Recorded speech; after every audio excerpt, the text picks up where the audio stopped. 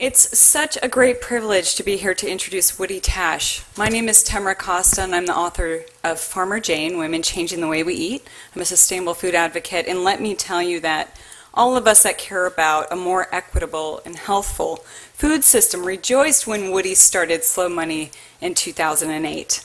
He's been on a mission to catalyze the flow of investment capital to small food enterprises and to promote new principles of fiduciary responsibility that support sustainable agriculture and a more restorative economy. For most of the 90s, Woody was treasurer of the Jesse Smith Noyes Foundation, where he pioneered mission-related investing. In addition to his work building Slow Money on a national level, he's also chairman emeritus of Investors Circle, a network that has channeled $150 million to over 230 sustainable enterprises. He is the author of Inquiries into the Nature of Slow Money, which I love. It's a fabulous manifesto to the movement, and was named one of 25 visionaries who are changing your world by Utne Reader. With that, I'm very proud to introduce Woody Tash.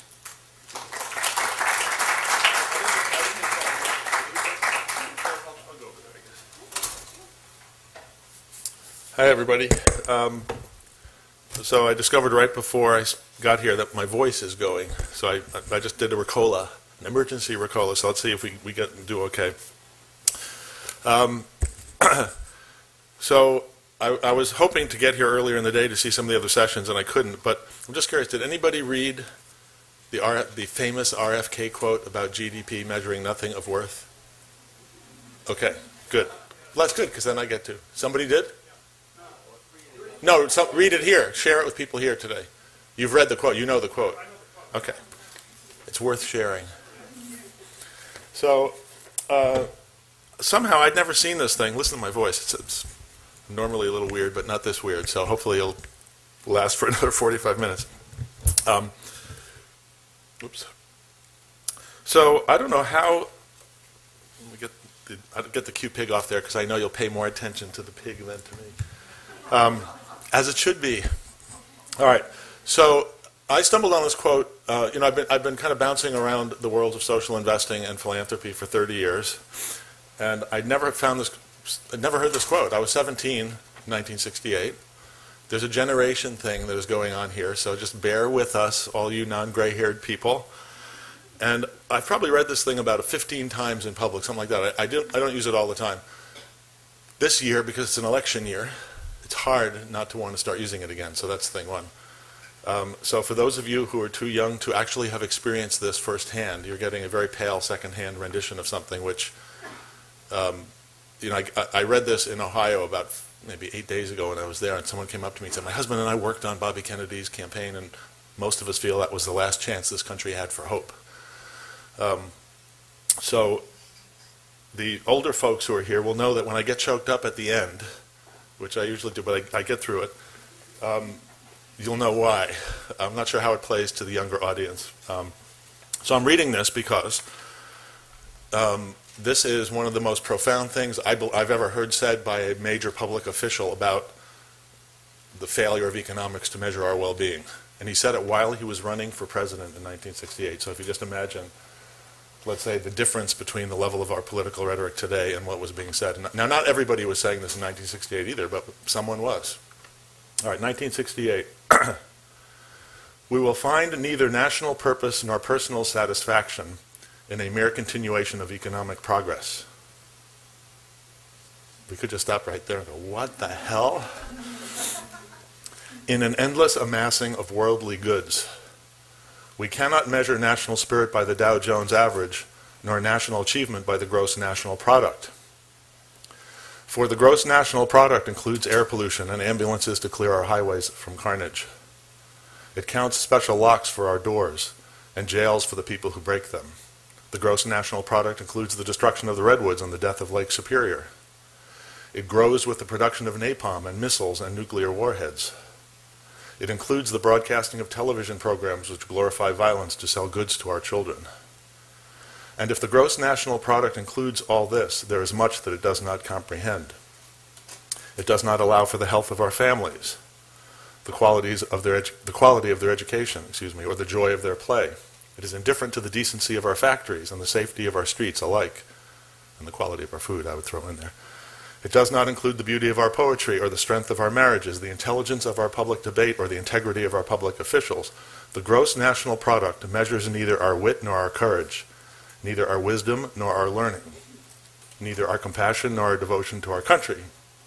It measures everything, in short, except that which makes life worthwhile, and it can tell us everything about America except whether we are proud to be Americans. Okay, got through it pretty well. So, that's pretty hard to even say that. You know, it's pretty hard to read it 40 years later. So, that wasn't just a random presidential quote. It was a quote about the economy and the divorce of the economy from our actual well-being, which is at root what Slow Money is trying to address. So, you know, I took a year off from Investor Circle, what is now 5 or 6 years ago.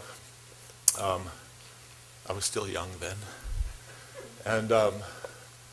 And I just was trying to take some time off to write, to try to think about why we, as social investors, weren't having more structural impact, why it wasn't adding up to anything, why we were doing a green company here and a thing there and whatever, but just doesn't seem to be really rising to the challenge, despite the fact that the group of us that was doing this were in the top, let's say, 10th of 1%. It wasn't the top 1%, it was the top 10th of 1%.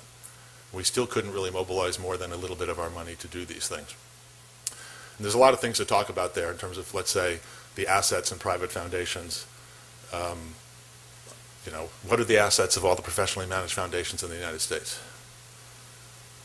By the way, this is going to be, let me just say, I know it's kind of last up for the day, you guys are all tired, so I'm just going to try to make it entertaining and non-linear. All right? So I actually have a lot of slides, but I'm probably just going to bounce through a few of them. I just decided I'm not going to really, you know, you guys have been talked about all day. So let's just stay at this level of thinking out loud about what's broken in the economy and how investing in small food enterprises might begin to fix it. That's the punchline. And I will give you some examples of what's going on in Slow Money. I just want to make sure anybody here who has more than an academic interest will actually see the investing that started. So I will do those slides if I don't do anything else. All right, so what's the total of assets under professionally managed private foundations in the United States? I know you're tired, but this is it's going to be great. What? 100 billion. You're, you know, sort of in the right direction. So 600 billion, approximately. How many people think that's a lot?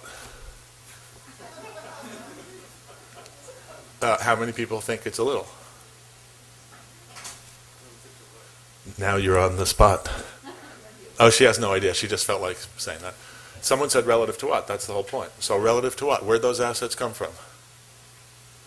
They came from, let's say, I'll just make it easy, 100 years, meaning the 20th century of economic growth. That was the surplus that got put away explicitly to do philanthropy. What was the cumulative, talk about gross national product, what was the cumulative gross national product of the United States for the 20th century? A question to which I actually don't know the exact answer. I keep meaning to go get some PhD economist. I bet are there any in the room? To get some down the street to actually give me the actual number. I don't know what the number is. But it's at least 100 trillion. Well, or it could be around 100 trillion. In other words, it's the gross domestic product, the GDP of the U.S. right now is about 15 trillion. So it was a hockey stick like this, you know, it went up a lot in the last couple of decades. So let's just say let's say it's around $100 trillion for the whole century. All right, so what percentage is 600 billion of 100 trillion? 0.6%. All right, hold that number. Okay, then you say, is that a big number or a little number? It sounds like kind of a small fraction. Okay, it does make the United States the most generous country in the history of the planet. That's actually a fact. And we're not talking about individual giving, which is another category. We're talking about professionally managed, the fiduciaries, the people we have put in control of the Gates Foundation all the way down to small family foundations. And then what percentage of that 0.6% of all that output, what percentage goes every year in grants to sustainable agriculture and community food projects in the United States? And I'll put you know, it's a 100th or a 200th% of that other half, you know. So the point is, the structural problems of the economy are deep. So-called efficient capital markets have produced a lot of wealth, and courtesy of Occupy, we know that there are some very obvious inequalities that are staring us in the face. That's the tip of the iceberg. All these other deep structural problems of the way money is flowing out of communities and out of diversity and towards monoculture and towards cheap, shelf-stable food that lasts a long time but gives you diabetes. I mean, that's what our food system has evolved into. And one of the, let's say, arguments I'm making, I don't make it as an argument, I just assert it in the book, that this is just a natural consequence of industrial finance. Industrial agriculture is a mirror of industrial finance. The way we get our dollars flowing to the most efficient thing, buy low, sell high, the cheapest commodity, the thing that can produce the highest profit, does many good things. This is not a rant against the entire free enterprise system at all, which is, going back to our current presidential politics, the problem with the current, it's like, are you for it or are you against it? And both choices are completely bogus, because both things are too big and out of control to manage. So meaning, are you for Wall Street or are you for Washington? Are you for regulation or for free markets? They're just a totally bogus choice. Everything is so big and so complicated and so corrupted, not corrupt, but corrupted by its scale, that no one's in charge anymore. So what the hell? What does this have to do with slow money, David? I can't remember. Slow Money, I wrote the book, and it was an attempt to just put some thoughts down on why we as social investors weren't having enough impact. And okay, now I'm gonna use a prop because I sense that I need it. That's a pig. Yeah. Oh, I'm sorry. Sure. I'll try to stay closer to this thing. Okay, thanks for that. Usually I don't have any trouble filling a room like this, but today I do. Yeah. Plus you're tired. Or if you have a loud voice, if you want to speak up here and talk to No, that's all right. Today I can't because of my throat. So, okay, I'll just stick closer to this. All right. So, this pig I use frequently to refer to our failure as investors or as people to actually stare the pig in the face, to actually face the consequences of how we are, what we are investing in and what its impact on the natural world is. And just in the spirit of reading something that I have never read in public, I'm reading a different, David, this is your reward for coming today. You get to hear a different paragraph from the book that you're so sick of hearing from. That's David Corson-Knowles, who's on the staff of Slow Money. So that RFK quote was a very macroeconomic quote, right? It raised it at the level of the country, of the national economy. Here I'm raising similar questions, but on the level of the individual investor. The investor as earthworm versus the investor as master of the universe. For my part, I would rather emulate an earthworm than an astronaut. I would rather enrich a plot of land than grow the portfolio of a quant. Does this make me a bad investor? No, it makes me a different kind of investor. I would argue that an investor whose financial activity is predicated on extraction, on the linear take, make, waste methodologies of a world that had never seen the picture of the earth rising over the moon, is not really an investor at all. He is not truly investing himself in that to which he is applying his capital. Quite the opposite. He is keeping himself completely out of it, denying any personal connection to or responsibility for that to which his capital is lending its energy. How is it that something that is all about exits and liquidity and anonymity can really be called in good faith investing at all? So that brings down that macro GDP quote all the way down to personal. Just again, in the interest of keeping things a little lighter, because these are ponderous subjects, how many people walked here today? Well, you're going to get to answer yes twice then. Don't, just give me a chance here. So, okay, you people who walked here did almost nothing for the economy. You did wear out the soles of your shoes a little bit, and eventually you'll have to buy a new pair of shoes, but that's about it for economic activity. But you got a good workout, so you actually did something that was good for yourself. How many people rode a bicycle here? All right, you guys did a little more for the economy. Bikes cost money. Eventually, you're going to have to tune it up a little bit too, and whatever. So there's some economic activity here. How many people took mass transit? Okay, you guys did more for the economy because that was expensive. Building BART and maintaining it and everything that it takes to keep BART going is very capital intensive. How many people drove here? That's funny. Oh, good. Oh, I'm surprised so many people drove here. All right. You guys are now our economic heroes. All right, you burning gas, you're paying insurance, you had to buy the car, you're probably spending $5,000 or $7,000 a year owning the thing, et cetera, et cetera, et cetera. That's some serious economic activity. Did anybody happen to get in an accident on the way here?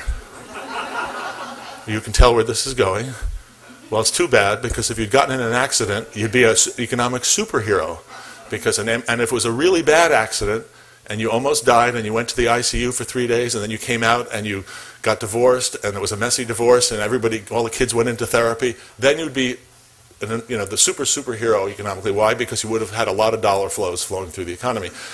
And so I'm just offering that. I don't do that too often, but I'm just offering it as, again, a personal bringing down to earth, if you will, of RFK's quote on the macro level, that what is measured as economic activity has, in the aggregate, no bearing whatsoever on our well-being, either personally or socially. It doesn't mean there's no good things in the GDP. It just means the thing as a whole is just a neutral measure of all these dollar flows, many of which are actually destructive. All right. So, because I promised I was not going to do the PowerPoint, I'll just do this one. I'm going to do a little bit of it, 'cause this is supposed to be funny. Don't try to read this, because it's a copy of an old New Yorker cartoon.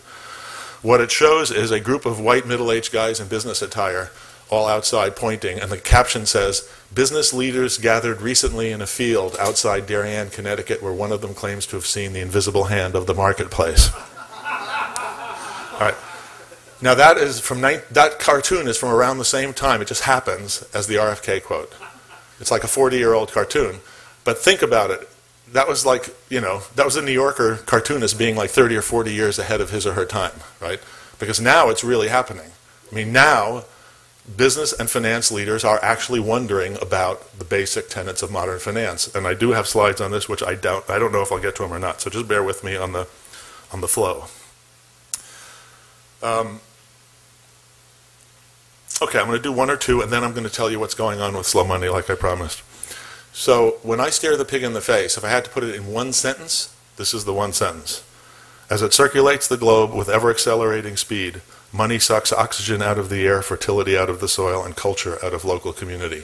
Meaning that financial system, which was set up to create efficient capital flows, functions beautifully, only it's too much of a good thing. It functions so well, the efficiency got so great that now the dollar flows are flowing in a way that we cannot control.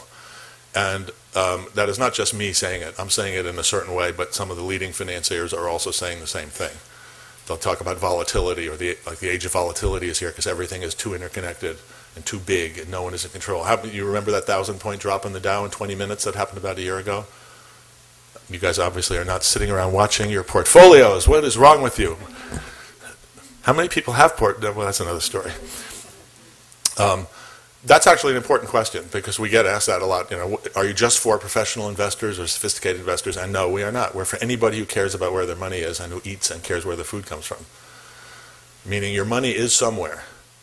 Whatever money you have is somewhere, whether you have a few $1,000s in a bank account or a few $100,000 in an IRA or a few $100 million sitting somewhere where you probably really don't know where it is when you have that much. By staring the pig in the face, all of us can begin to take some responsibility for where your money is. And all slow money is about is taking whatever resources you have, whether it's $50, there are some things you can do with $50, or $5,000 or $50,000 or more, and beginning to take some of it out of that system that is just swirling around, going who knows where, doing who knows what to who knows who. I mean, think about that for a second. Wherever anybody here who is dealing with any kind of financial institution at all is giving your money to somebody you don't know very well, and they are doing things with it that they don't completely understand, probably impacting something halfway around the planet where they've never been. That is the financial system we have. And it's not our place to just pull our hair out about it and be paralyzed by, grief.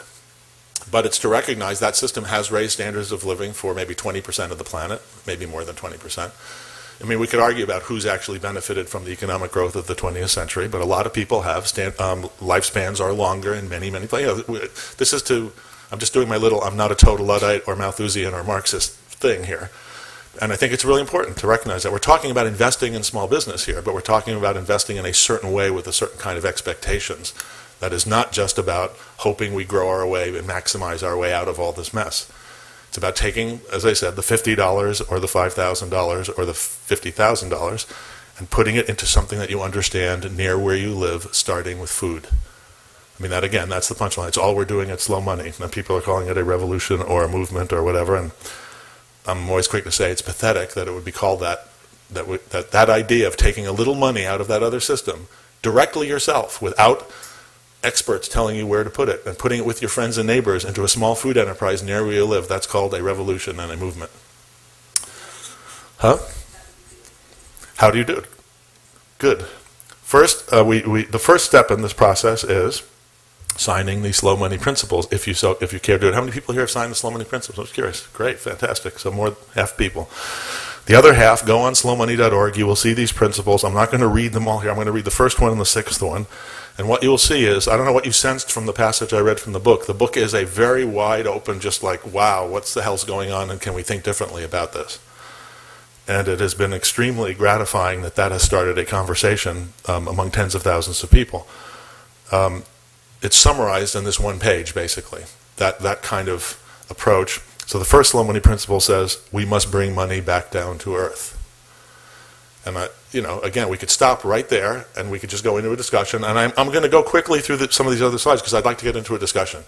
But the question would be, what does that mean to you? We must bring money back down to earth. That sound like a good idea or a bad idea? All right, so then what does it mean? And then my answer to you is, whatever it means to you, that's what you should do. Whatever that means to you. It could mean a lot of different things. To us, we are coming up with ways of putting money into some small food enterprises that I'm going to show you, because that seems like a very satisfying way to actually bring money back down to earth. In this case, supporting enterprises that build soil fertility. That's really bringing money back down to earth. So that's the first one. The sixth slow money principle says, Paul Newman said, I just happen to think that in life we need to be a little like the farmer who puts back into the soil what he takes out. That was the last sentence of Paul Newman's obituary in the New York Times. So it wasn't just any sentence that he happened to say sometime.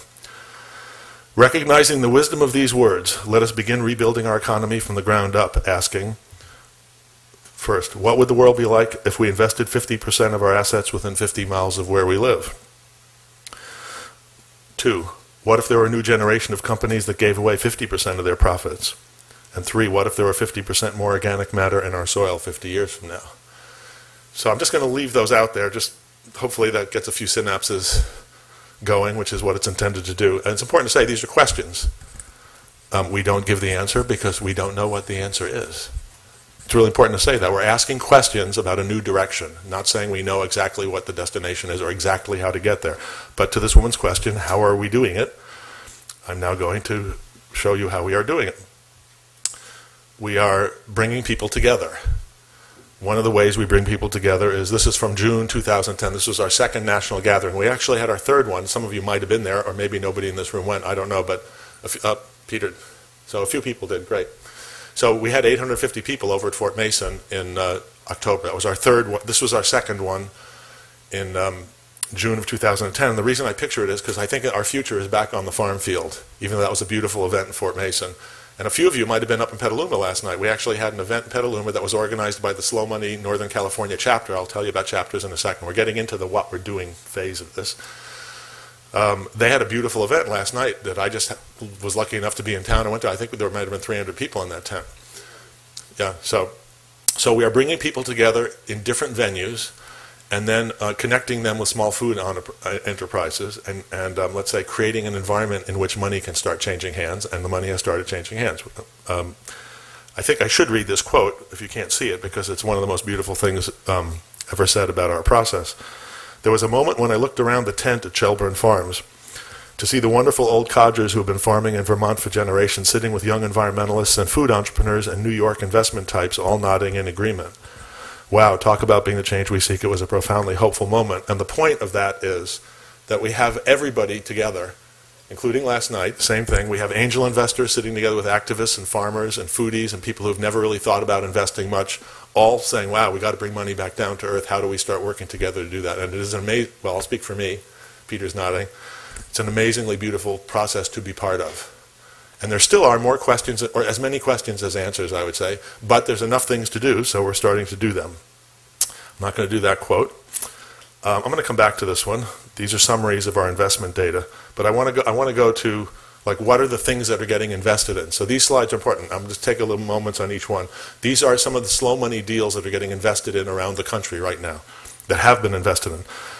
Slow Money Maine, our chapter there has invested about $2.5 million over the last 18 months in things like this. Northern Girl, a vegetable processing company for culls and surplus crops. The Slow Money people invested $125,000. You can read the little testimonial quotes on each slide are by either a manager of someone who's working in the company or an investor who invested in the company. I might read one of them.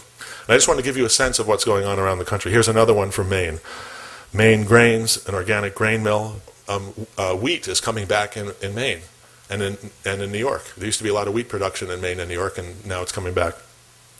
So our group of Slow Money investors put in $150,000 and also helped secure some grants. Slow Money North Carolina, sorry. Chatham Market, 16 individuals put $400,000 between them to refinance their food co-op, which had a 10% loan from an international bank, and they took the loan out and supplied 3% debt. Think how cool that is. I mean, I think most of us would I'd like to make 3% and help finance my local food co-op. This was a very well-established co-op, too. It was not a startup situation. Okay, everything that's going on is not big. So this slide's important because a lot of the stuff is very small. This gives you an example of some of the smaller stuff. So a t-shirt design company in North Carolina that uses organic cotton, certified organic cotton grown in North Carolina. So 5 Slow Money members loaned a total of $30,000. The next one, 4 people loaned a total of $14,000 to a small distributor. And the last one was a $5,000 loan to a local beekeeper. So I just wanted you to see, and maybe now I should just bounce back, just bear with me, to this slide. So this is a summary of all the investment activity to date around the United States, and it's 14, actually we're up to, it's a little outdated, this is last week's number. No, I'm serious, it's up to 14.8 million in I think 87 or 88 deals now. But the point is, this investing is happening both at the national level when we bring people together like we do at our big meetings, and these 2 bars on the right are local. People doing things at the local level under the general banner of Slow Money. So now, again, if you can bear the nonlinear I promised it would be, this is back to this slide. So we have 14 chapters with 10 more in formation. It's likely within the next couple of months we'll have 20 chapters. 3 of them have started something called investment clubs, which are really intriguing because it's a way for people, what's happening, I'm giving you a summary that's more or less accurate, just to keep it simple. People are putting $5,000 a piece into an LLC, and then they vote on where the money goes. I have a slide on one of them I'll come back to. So it's super democratic, no financial management fees. It's just a bunch of people putting a limited amount of money together and making small loans to small food, like the beekeeper would be a perfect example. A $5,000 loan would come out the other side. What else do I need to tell you from this?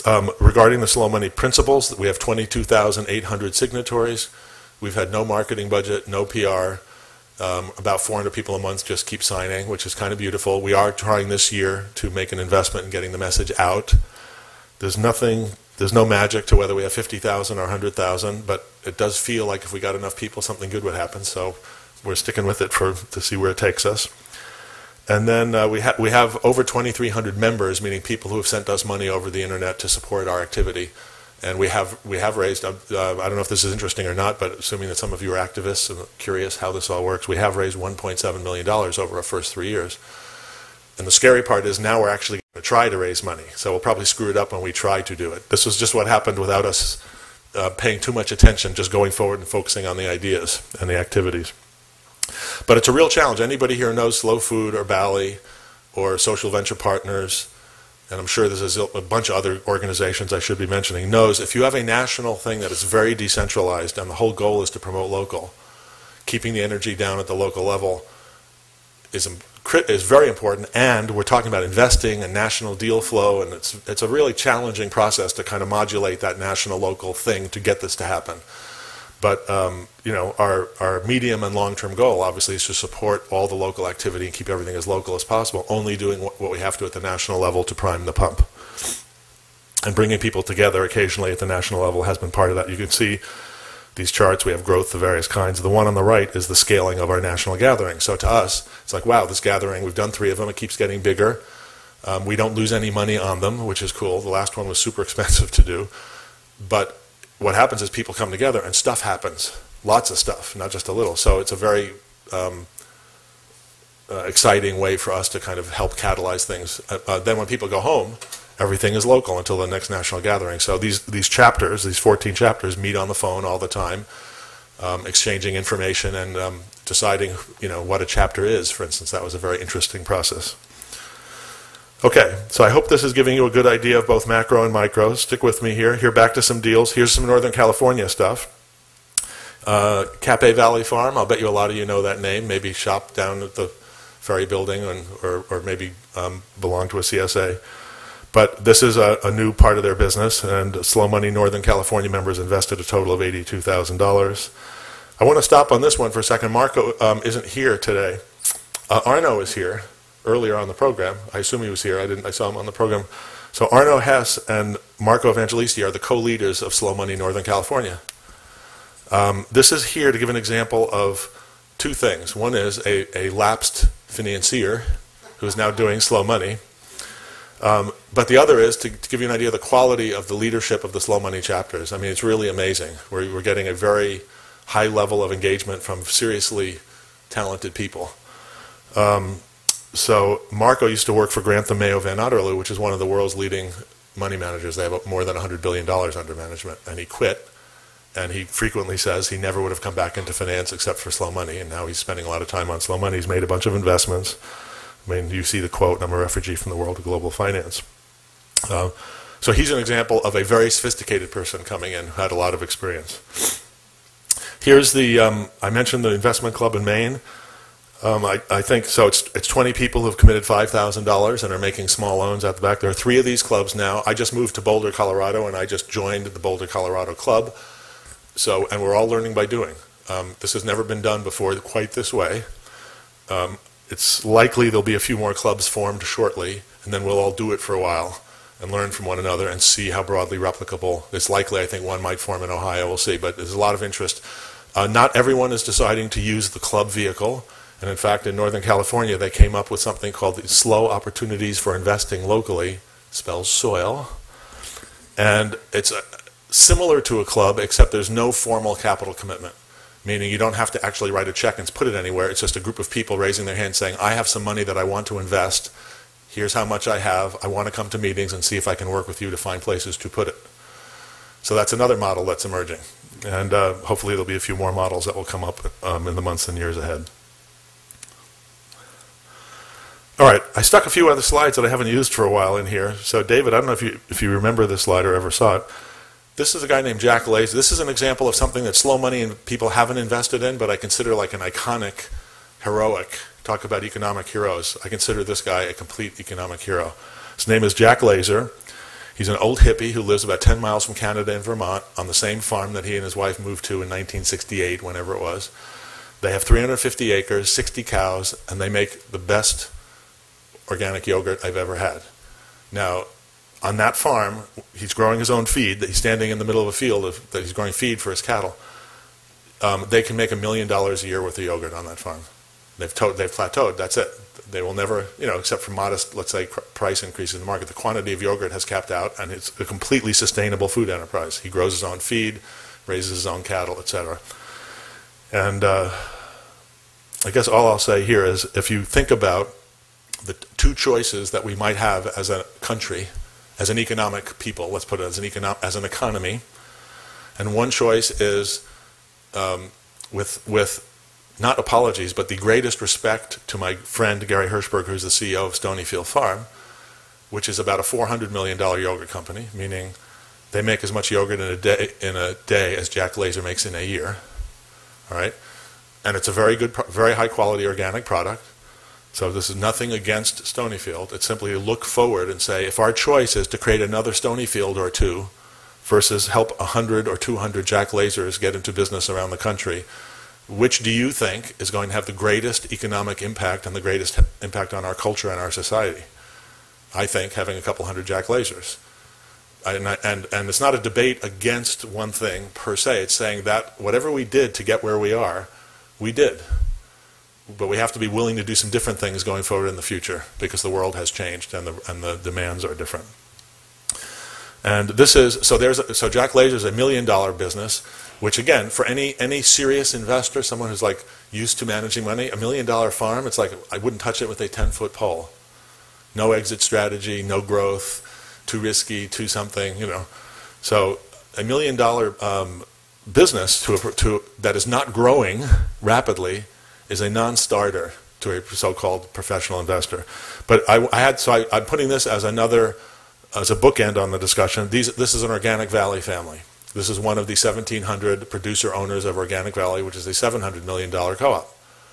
So it's just there to say it's not like nothing can scale that's good. There are things that can scale all around the country that are really good. And here's an example. Now again, some slow money people probably invested in Organic Valley over the years, but we haven't done it as an entity since we've been organized. There's the pig again. I'm going to stop in a second. These two slides, cover of Time from 2 years ago, you see what that is. The thing that's in there you can't read. It says this hamburger may be hazardous for your health, why the American food system is bad for our bodies, our economy, and our environment, and what some visionaries are doing about it. Time magazine. And if you don't believe that, you should go find it and read the article. It'll blow your mind. It's all about hog confinement units. It really is amazing. Time magazine, I have a slide in here from Mother Jones, so it wasn't Mother Jones. And then, within a few months, here's another cover, The Economist magazine, saying that the modern economy is broken. And we could talk more about this one, but I think you got the idea from my other remarks. This is actually Jeremy Grantham, the guy that Marco Evangelisti used to work for, prompted this article because he wrote in one of his newsletters that the efficient market hypothesis no longer is valid. And it created a huge... They were summer of 2009. This one's July, and that one is April. So spring and summer of 2009. Okay, so I think you get the idea. It's not just about the food system. It's about the whole economy. And I feel that beginning to invest in small food businesses is a way of starting to not just fix the food system, but fix the whole economy. And I'm almost done, so we can talk. This is just another way of saying this is about a big historic transition that needs to happen. And I mean, going from an age of this age, the age of just where we were about just getting exponential growth in everything, including venture capital. It was just growth, growth, growth. Try to get everything to become worth billions of dollars in a few years, et cetera, et cetera. Get as much money speeding around the planet as possible. To this age, which is, oh, wait a minute, we're all on one planet. We have to start bringing things together. We have to start thinking about the medium and long-term consequences because something's happening to the atmosphere and the water, et cetera. And there's a lot of different ways to talk about this, but I put it in philanthropy versus investing with food in the middle, meaning by investing in food and integrating all these other values and concerns, we begin kind of obliterating the boundary between philanthropy and investing. It's no longer about, I'm going to try to become a billionaire, and if I do, I'm going to give away $100 million to try to fix things. It's more like, I just want to do the right thing with some portion of my money, create some economic activity, meaning small food enterprises, and it's no longer about me taking all the gains off the table for myself. It's about leaving the gains in for future generations. Now, no one's advocating everyone doing this with all their money. This is where I'm going to end. That's the crazy thing. If we're saying do this with all your money, you could throw me out. We're saying start with 1%, 2%, 5%. Start with some money that you are willing to put a lot of time and energy into managing because it's going to take your time. It's going to take coming to meetings. So, someone said to me, I'm going to end with an anecdote. It was going to my first investment club meeting in Boulder about 10 days ago. As I showed up in Boulder, I showed up in this room with 14 other people, and I'd missed the first several meetings. They all knew me from running around like this. And they said, welcome to Boulder. Where's your $5,000? You know, I gave my $5,000, and then we launched into our first investment discussion, and it was just crazy. It was crazy. And I've told this anecdote a few times since because it was maybe one of these things I'll never forget. I was sitting there, and I think I finally arrived at the exact opposite of venture capital. What was going on in that room was the exact opposite of venture capital. So we went through our thing, we made a little decision, and when everyone was getting ready to leave, I said, I have a quick question before we break. Is what we just did socialism or capitalism? And everyone laughed, and haha, you know, it was both. It was no one knows what it was. And when someone was leaving the room, he said to me, that's so funny that you said that, because as somebody said, somebody in this room may know this quote, I'd never heard it before, as so-and-so said, I forget who it was, the trouble with socialism is it requires too many evening meetings. Oscar Wilde? That sounds like a perfect Oscar Wilde thing. So thank you. Now I know I said it.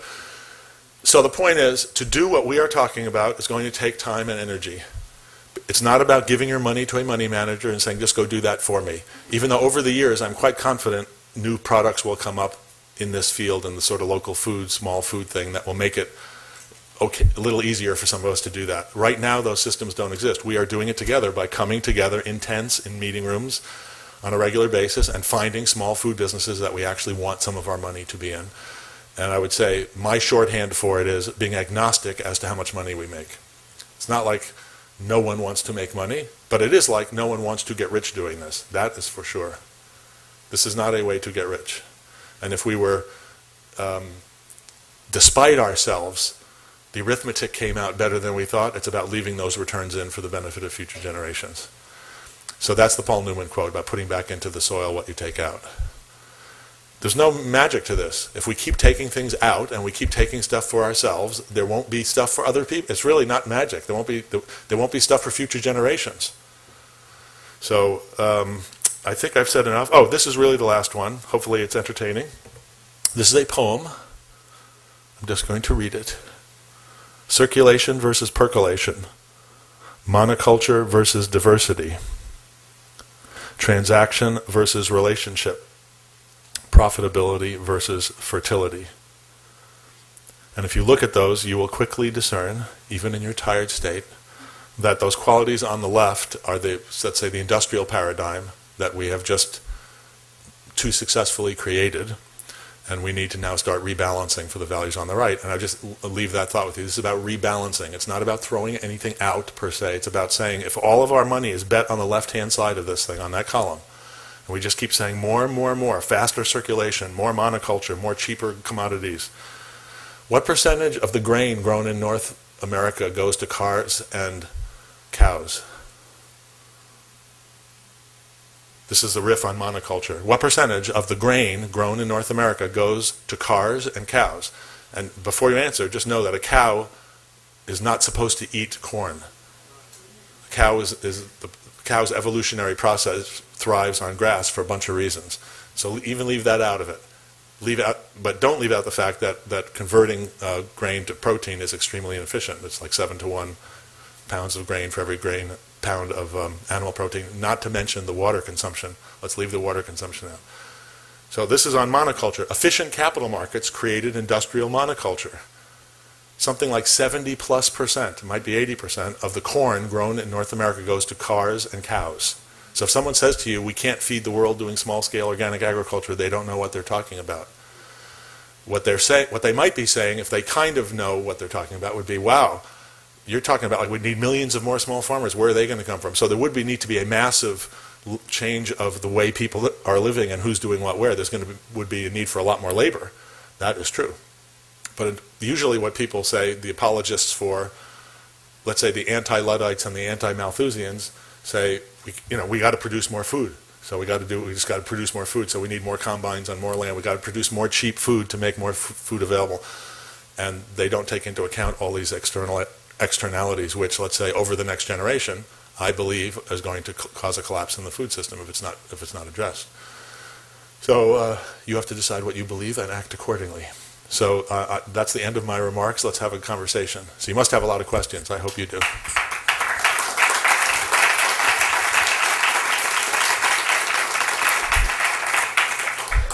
Here and then here. Yeah, you guys you've been nodding and grimacing at times. You thought maybe you were smiling and I'm just tired. Nodding. Okay. I'm just really quickly curious how it works at a practical level. So is it really an investment or is it philanthropy, right? Great question. What kind of return can an investor expect? Or do they just say, I don't expect anything back, and so therefore it's philanthropy? The answer is a little of that and plus some more. Meaning, if you look at the mechanics of most of the investments, most of them are small loans with low interest rates attached to them. So if you look at what the actual instruments are, there's a lot of 3% loans. Does that mean everyone makes 3%? No, they only make 3% if that loan pays back 3%. And if some of them don't, then your total return will be less than 3%. There are some equity investments. Some of the larger investments are more like angel investments up the high end. So I'm describing a range of things. There are some people in here who are just, let's say, angel investors, people who are very high net worth who want to put some of their money to work in sustainable agriculture. Those deals look different. Those look more like typical, the mechanics of them look more typical like equity venture capital investments. In terms of what people's expectations are, I would say generally speaking, first of all, there's no one size fits all. So there's lots of voices in that tent, and people figure out what they want to do. In general, the spirit is, we don't care how much money we make. That's kind of a weird thing to say about an investment activity. Meaning we care about the social and environmental impact first. We care about the quality of the entrepreneur. It doesn't mean we're being frivolous about how we invest the money. We're just using different criteria. There was a venture capitalist who was at one of the early meetings of Slow Money. It happened to be in Point Reyes. This is like 3 years ago now. And he stood up and said, "Woody, can I completely disagree with you?" I don't tell the story that often. It's a California story. And his name is Scott Killips. He lives in San Francisco, probably over in Mill Valley. And he said, "You keep saying we're not going to make much money doing this. Why do you do that? You're just shooting yourself in the foot. This is a huge transformation of the biggest industry on the planet, agriculture. And you may be like one of the first people saying the pendulum's going to come back. We should all start investing over here in small local stuff because that thing's going to collapse." And he said, "This is a once-in-a-lifetime chance that venture capitalists lie awake sleeping. A major transformation of a huge industry. And the reason venture capitalists like that is because you can be wrong a lot and still make a lot of money. If there's a huge wave going like that and you happen to have a little surfboard in the wave, you can like fall off a bunch of times and still end up somewhere, right?" That's you can quote me on that definition of venture capital. It's actually quite accurate. I was in a small venture firm 30 years ago, so I mean that is basically what venture capitalists do. They make a bunch of bets on something that is huge, knowing that most of their bets are going to be wrong. So to your point, so Scott Killips got up and said, "Why do you keep saying we're not going to make a lot of money? There are going to be all kinds of entrepreneurial things, like you could say the next Stonyfield." Just give an example. We could have a great debate on whether a $400 million company is big or small. In most financial circles, if you have that discussion, a $400 million company is still very small. A $1 million company isn't even on the radar. They don't even consider it a company. They consider it a lifestyle business, a hobby. No, I'm serious. But if anybody who's grown any food says, "Wow, I could get $1 million gross off my farm," you'd give your left arm for that. That's really hard. So these are the value systems that are like this. So I said to Scott, "I do totally disagree with you. It might be a big transformation. It might just be a balancing. But even if you believe there's going to be a huge transformation away from industrial and back towards small and local, even if you believe that, I don't think there's going to be opportunities to make a lot of money because you're talking about a lot of small investments. And if you take out a pencil and do the arithmetic, it's very hard to make a lot of money investing in lots of small food businesses. It just is. Venture capital works because of the technology and the high tech and the Googles and the Apples, and they drive the returns of the whole industry. So if you take those off the table and then say, "I still want to do that and make a lot of money and invest in small food enterprises," I think you're kidding yourself. So this is us taking some of our money. I'm answering a long answer because that's a really critical question, and I hope this is giving you the answer you need. Taking some of our money and being agnostic as to how much money we are going to make with it. And personally, I would say if we had more time, this is a little radical to say in a brief conversation, I don't care if you call it philanthropy, debt, equity, royalties, you call it whatever you want. We're just got to if we don't put some of our money to work building local food systems, we're going to be in the crapper. We have to do it, and there's not enough money in philanthropy, there's no money from Wall Street, the government programs aren't going to do it, we have to do it. Then I go to the next place, which is if we're half right about all of this, we'll probably preserve our capital and make a little money over the long term because there's a tremendous need for this and there is a growing market for local organic food. So if you take it all together, my answer would be take money that you can afford to risk, take money that you're willing to roll your sleeves up and spend a lot of time with, and then learn by doing. And I think the people who have started doing it are feeling that it's extremely rewarding because just taking responsibility for some amount of your money and not going through any financial intermediary, finding something that you believe in near where you live that's producing healthy food is an incredibly healing, beautiful thing. So, okay, that's my answer for today. Other questions? Yes, you've been waiting. Then over here. Yep. Hang on. We'll bring it down. He's been waiting first, and then we'll get up to that other guy. Hi, I have two questions. The first one is in getting involved on the local level for this soil organization or the Northern California chapter, if you will. How does one go about doing that? Thank you for asking that. Yep. And the second question is, I cook for a living. And so I wanted to know if there are things or ideas or proposals that I'm working with to help the greater good in terms of like urban homestead and urban farming and stuff. How could I go about seeking you guys out to find capital for those ventures? So Slow Money, what is it? slowmoneynocal.org. So Slow Money Northern California. slowmoneynocal.org is the website. And there's contact information on there. A lot of the meetings have occurred upstairs in the Brower Center. I haven't been to one in a while, so I'm not sure. I guess they probably still are. So a couple have been at Whole Foods. Yep. Yeah, so the meetings move around a little bit, but a bunch of them actually have been historically been upstairs. David, do you know the exact number of? Well, I'll just describe it in general terms. Slow Money Northern California. The meetings that I've been to have had maybe about 30 people at them. It's a rotating group of people. They meet fairly frequently. They've started investing. I put a few of the deals up there. The soil idea, since you kind of mentioned it, I just want to say, I just found out last night. I'm just catching up whenever I come to town. So 17 people have expressed an interest in being part of the soil group so far. They're being called founding members. I don't even know if they're saying this publicly, but I'm going to say it anyway. They surveyed themselves and determined that they had $3 million among the 17 people that they wanted to invest in small food enterprises, wildly skewed, meaning maybe 5 of them had most of that money, and the rest were all interested in putting $5,000 in. So I want you to hear that this is a group of people that are relatively, for money terms, heterogeneous, relatively. And we're all still learning how to do these systems. But they are actively trying to get going and start investing. And they've made, the investments I described to date were just done by individuals before the soil thing was even an organizational idea. It was just individuals opting in. And David Corson-Knowles is here, right? David, raise your hand. So you could actually talk to him right now if you want. He's a part-time Slow Money staff person and happens to be located in Berkeley. Okay, up there? You still have a question? Yeah.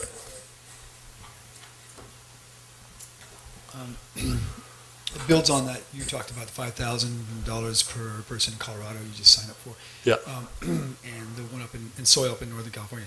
Yeah. If you are, let's just say, a poor person, student, elderly, whatever, where you might not be able to afford the $5,000 Yep. in most places. Are there mechanisms and chapters? The second part of that is also, if you don't have money to invest, can you invest in other resources where Great question. working, Yeah. etc.? Yeah, there's a lot of, I'll do the latter first. There's just a ton of volunteer, connecting, interning, all kinds of stuff that people are doing through the network. So if you really want, if you have that intent, you can come to a Slow Money meeting. No one's saying you can only come if you have X amount of dollars to invest. Absolutely not. It's wide open to anybody who wants to participate. And the event we did in Petaluma last night, I believe it was charged $10 a head to come. It was a potluck dinner in Petaluma. 10 entrepreneurs presented in a tent. 300 people were crammed in. They brought food. There's tons of networking going on where people are finding ways to get involved, whether or not they can write a check of any size. Absolutely. And the other answer I should give you is, if there's only one thing you can do and you never want to do another thing, sign the Slow Money Principles, because it is just a way of aggregating intention from a lot of people. And I didn't dwell on this tonight, but my little journey through this has been a journey through lots of transactions to get to a different way of thinking about investing. And I really think the different way of thinking about investing is the thing that's going to make the most change. Not any one technique, not any one deal. Those are all the things we do once we have the different intention. So I didn't show any slides about that because I didn't have time tonight. But I don't want to underestimate. We are in a crazy society where it's all about rush to do something. You know, when we first started Slow Money, it was, you got to just start a fund, go raise $100 million and show everyone how to do it. And we didn't for a variety of reasons. Hopefully showing you that tent would show you the reasons why we didn't, because there's an act of engaging people to do it themselves is really the job, not to just take one. You know, $100 million fund, a drop in a terrible bucket. One tent, a drop in a beautiful bucket, a different drop in a different bucket. I'd much rather spend the time working with people to get people to connect to each other to do this than us do it. Now, other part of it, what if you don't but you want to do something and you can't quite write the $5,000 check? I didn't, in the interest of time, describe something which we are working on but not ready to, it's not ready for prime time yet. It's called the Soil Trust. And if you go on our website, you will see a drop-down place. So slowmoney.org, by the way, is the other place you can go to the national website to see the bigger story. And it has links to the local chapters on it. So that's slowmoney.org, and the Slow Money principles are there for you to click on.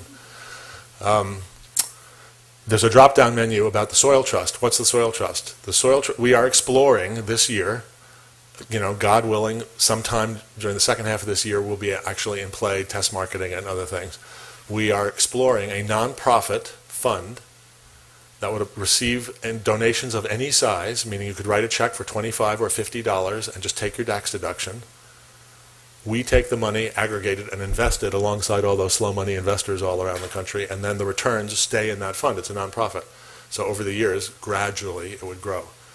So this is a way you can invest for the benefit of future generations. And it is an investment. That money will be used to invest in small food enterprises. You just won't get the returns. The returns will stay in for the benefit of future generations.